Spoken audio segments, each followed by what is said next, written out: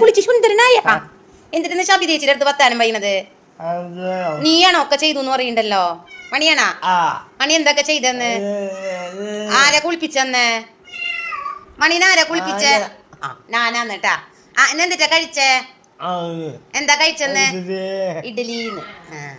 എത്ര ഇഡ്ഡലി കഴിച്ചു? എത്ര എണ്ണം കഴിച്ചു? 5 എണ്ണം കഴിച്ചാ?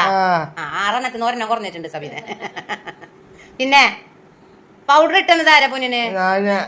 ശരി ശരി. അപ്പൊ ഈ വെള്ളമൊക്കെ മണിക്കൂട്ടനെ എങ്ങനെ പോയി എടുത്തുകൊണ്ട് വന്നു? കുളിക്കാനുള്ള വെള്ളം എങ്ങനെയാ?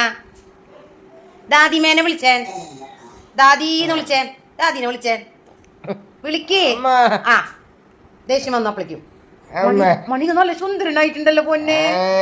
എന്തൊരു ഭംഗിയ മണീനെ കാണാൻ. പൊന്നു വായി പൊട്ടിയേക്ക്. മണി എന്തൊരു ഭംഗിയ കാണുന്ന മണീനെ. സുന്ദരിയായിട്ടുണ്ടല്ലോ പൊന്നെ. അതെന്താ സുന്ദരനാവാൻ കാരണം എന്താ? എന്റെ പൊന്നി മണിന്ന് ചിരിച്ചേൻ, പൊട്ടിച്ചിരിച്ചേൻ. മണി എങ്ങനെ ചിരിക്കുക? സന്തോഷം. മാമു അവിടെ നിക്കട്ടെ. മാമുന്റെ പേരൊന്ന് പറഞ്ഞാൻ ഓർമ്മയുണ്ടോ നോക്കട്ടെ. ഓ മാമുന്റെ വീട് എവിടെയാ? മാമുന്റെ വീട് എവിടെ പൊന്നെ? സൗദിയിലാ.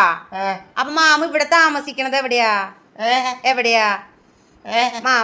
മണി പോവാറുണ്ടല്ലോ, അത് എവിടെയാ? പറവൂരിട്ടാ. ശരി ശരി ശരി. വേറൊന്നില്ലല്ലോ. എന്നാ വെക്കട്ടെ ഞാന്.